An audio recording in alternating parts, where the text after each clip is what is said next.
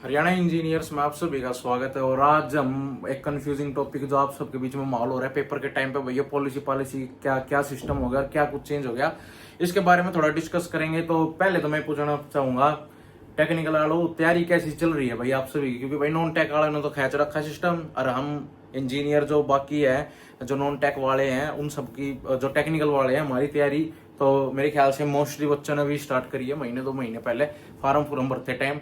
तो आपकी तैयारी कैसी चल रही है बताओ। और आपका मैंने बता ही दिया था क्या कुछ सेफ स्कोर है, और बाकी इस चीज से भी थोड़ा इफेक्ट पड़ सकता है। ठीक है, तो अभी तो एक चीज देखो कि क्या कंफ्यूजन चल रही है। कुछ पॉलिसी जो बनाई थी हरियाणा गवर्नमेंट ने, उसमें थोड़ी सी अमेंडमेंट कर दी। अमेंडमेंट के नाम पे मतलब उसमें से जो क्लोज है वो निकाल दिए गए हैं।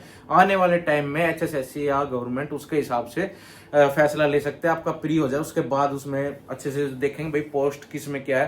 क्योंकि पिछली बार भी बहुत सारी कंफ्यूजन लफड़ा हो गया था भाई, कैसे कैसे बच्चे बुलावे, भाई कैसे शॉर्ट लिस्ट करें। तो वो चीज ना हो इस बार, तो ये कुछ करा गया। तो बाकी अभी क्या एग्जैक्टली हमें ये नहीं पता चला है कि इस उनमें से वो चीजें तो निकाल ली गई है पॉलिसी में से, और नई नहीं बताई गई। तो अभी तो नई का तो अंदाजा ही नहीं कि भाई अगर ये नहीं होगा तो क्या होगा, ये चीज नहीं पता। पर वहां से वो चीजें हट गई है, ऑब्वियस सी बात है उसमें कुछ ना कुछ चेंज होगा आने वाले टाइम में। और वो हो सकता है आपकी पोस्टों के हिसाब से भी चेंज हो, और आपकी number of post, vacancies, department, इन सबके हिसाब से भी आपकी ऊपर नीचे हो सकती है। तो अभी उसके बारे में डिस्कस करेंगे। तो पहले तो आप सबकी तैयारी बढ़िया चल रही होगी, तक खैच दो 12, 13, 14 घंटे जैसे पढ़ रहे हो, मॉक टेस्ट सीरीज लगा दो। और फिर अब हम देख रहे हैं भाई क्या सीईटी क्वालिफाई हो गया।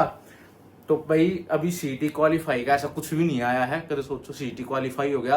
अभी जो उसके अंदर डाटा दिया हुआ है, आपको गजेट दिखाते हैं जो हरियाणा गवर्नमेंट का है, इसके अंदर आप देख सकते हो, ये भी है 15 जुलाई का आएगा।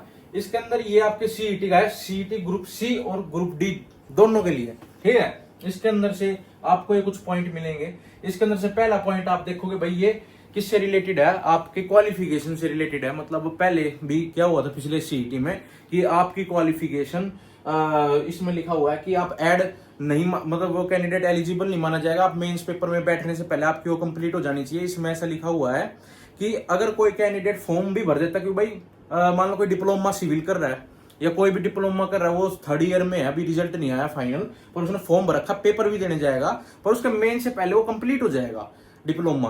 तो एक एचएसएससी पेपर जब मेंस का पेपर लेगी, सेकंड पेपर लेगी, अपना जेई का हो गया, किसी का फील्ड का हो गया, कलर के वगैरह, या आपकी ग्रेजुएशन या डिप्लोमा उस टाइम से पहले पूरा हो जाता है, तो वो स्टूडेंट उसमें एलिजिबल होता है भरने के लिए और बैठने के लिए, पेपर देने के लिए। तो एक ये वाला क्लोज है जो उसमें से हटाया हुआ है। अभी इसकी जगह क्या चीज नहीं आएगी तो अभी पता चलेगा वो पेपर की। अभी एचएसएससी के हाथ में कि भाई इस ये वाली कट ऑफ डेट आपकी, आपका डिप्लोमा कंप्लीट हो जाना चाहिए, और इस डेट तक के सारे जिनके पास डिप्लोमा है वो ये फॉर्म भर सकते हैं, ऐसा कुछ इसमें हो सकता है। बाकी जो मेन है ये वाला ग्रुप डी के लिए, ग्रुप सी के लिए था 7 नंबर, पैरा नंबर 7 का 3, उसके बाद 8 का 3 ग्रुप डी के लिए है। ये एजुकेशन क्वालिफिकेशन से रिलेटेड है। सबसे मेन मोटा जो है वो पॉइंट नंबर 3 है, जो पैरा नंबर 9 में 1 पॉइंट से लेके 7 पॉइंट तक जाता है। ये सबसे इंपॉर्टेंट है। ठीक है, आपने देख लिया होगा, आपको पता होगा कि इसी में ही अपना 10 गुना का सिस्टम है, और इसी पॉइंट के अंदर आपका क्वालिफाई का भी सिस्टम है। और अभी हाल फिलहाल में कई चीज आपको इसमें देखने को मिलेगी, आपको सुनने को मिल रही होगी क्या क्वालिफाई हो गया। ठीक है, तो पहली बात तो इसका मतलब ये नहीं है कि क्वालिफाई हो गया, ऐसा कुछ नहीं है। कद नू सोचो पेपर दिया हुआ है, कम नंबर ले आएंगे, और भाई प्री आने वाला है 6-7 दिन में, और हमारा पेपर कम नंबर में आ गए तो सिलेक्ट हो जाए, ऐसा यहाँ पे कुछ भी नहीं है। क्या पता आप कम भी बुला लो, ठीक है, क्या पता आपकी कट ऑफ ज्यादा भी चली जाए, कम भी चले जाए, डिपेंड करता है कितने बच्चे बुलाने। ठीक है, अभी यहाँ पे ना 3-4 फैक्ट है, वो चीज देखो।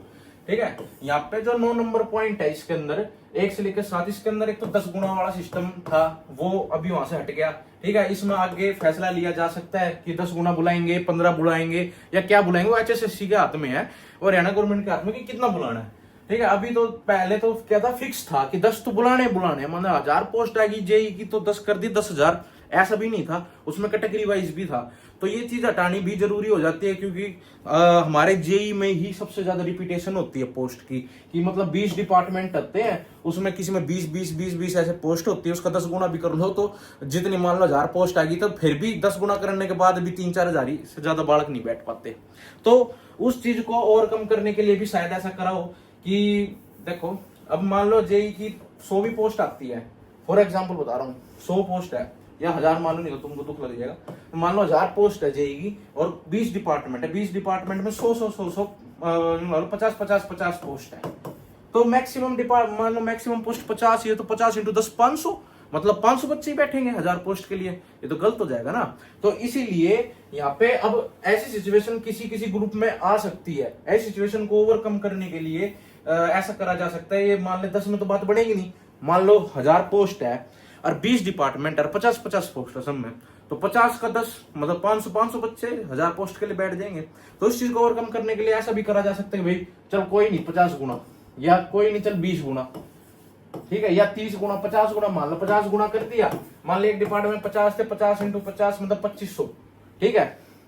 तो 2500 कैंडिडेट 1000 पोस्ट के लिए 50 गुना माना जाएगा, जब ही आ पाएंगे, 10 गुना में तो आ ही नहीं पाएंगे। तो कुछ ऐसा भी हो सकता है, ठीक है। और कई ऐसी पोस्टें होंगी भाई, मान ले क्लर्क, पटवारी या कोई भी ऐसा कंबाइन ग्रुप होगा जो ग्रेजुएशन का, जिसमें सारे बालक भरते हैं और इकट्ठी पोस्ट आ रही हो, मान लो 10,000 पोस्ट आ रही है, या मान लो 5000 पोस्ट आई क्लर्क वगैरह की, ठीक है। 5000 इंटू में 10 कर दिया, 50,000 बालक हो गए, मतलब 50,000 कैंडिडेट्स 5000 के लिए फाइट करेंगे। यहाँ तो कंपटीशन ज्यादा हो गया। ऐसे ग्रुप के मुकाबले जहाँ पे अलग अलग डिपार्टमेंट में पोस्ट है, वहां तो यहाँ से तो गड़बड़ हो जाएगी। तो इसमें क्या पता 10 गुना भी ना बुलावे, 5 गुना ही बुलाए भाई, यहाँ तो इनफ है 5 गुना बुलाना, तो 5 25 मतलब 25,000 बालक की पेपर दे देंगे 5000 पोस्ट के लिए। ऐसा भी हो सकता है, मतलब हमें ऐसी कंफर्म नोटिस नहीं या कंफर्म डिटेल नहीं मिली है कि इसकी जगह क्या होगा। बाकी ये चीजें भी रिमूव हो गई, मतलब इसमें चेंज होगा कल को जाके। तो ये मैं आपको ये चीज बता के ये बताना चाह रहा हूं कि ये मत सोचना कि अब मेरे को कम नंबर भी ले लूंगा तो मेरा शॉर्ट लिस्टिंग में आ जाएगा मेंस की, ऐसा बिल्कुल नहीं है, ठीक है। क्या पता अब ज्यादा कट ऑफ चली जाए तो अपने ज्यादा से ज्यादा नंबर लेके चलो, ठीक है। दूसरा यहाँ पे क्या फैक्ट हो सकता है कि गवर्नमेंट ने एक बनाया था इलेक्शन के दौरान कि 9,000 रुपए मिलेंगे जिनका सीईटी क्वालिफाई होगा, या सीईटी में जिनके नंबर आएंगे, अच्छे नंबर आएंगे, जो मेरे ख्याल से इसके अंदर वो वाला क्लोज भी है 9 पैरे में, जिसमें 40% तो रिजर्व कैटेगरी वाला माना जाएगा क्वालिफाई, और जनरल वाला 50% वाला माना जाएगा, ठीक है। अब गवर्नमेंट ने वो कहा था जो भी क्वालिफाई कर लेगा सीईटी से 9,000 रुपए मिलेंगे मंथली। तो अगर अब आपने खुद देखा होगा 14 लाख बालक लगभग फॉर्म भर रही है, और 14 लाख के बाद भी आप इसमें मान लो पिछली बार तो क्या था कि 11.5 लाख ने फॉर्म भरे थे, 7.5 लाख पेपर देने गए थे, 3.5 लाख क्वालिफाई हो गए थे। ये बिल्कुल आपकी फिगर थी। इस बार 3.5 लाख नहीं होंगे, इस बार 6-7 लाख आपके क्वालिफाई कर जाएंगे बच्चे, ठीक है। अब 6-7 लाख क्वालिफाई कर गए तो इनको मंथली 9,000 रुपए देना बहुत बड़ी बात हो जाती है, ठीक है। तो इस चीज को भी शायद ओवरकम करने के लिए ऐसा हो गया कि भाई अब क्वालिफाई वाला पैरा तो हटा ही दिया, 9वां जो पैरा था जिसमें यूं बताया हुआ था कि भाई आपका 40% और 50% वाला है। क्या पता है अभी यहाँ पे कल को कोई नया तरीका बता दिया जाए क्वालिफाई का कि भाई जो मेंस में बैठेगा, जो मेंस में शॉर्टलिस्ट होगा, उन्हें 9,000 रुपए मिलेंगे मंथली। कि भाई जो मेंस में शॉर्टलिस्ट हो गया, अगर मेंस में घने शॉर्टलिस्ट हो जाएंगे तो वहां पे भी घने रुपए देने पड़ जाएंगे।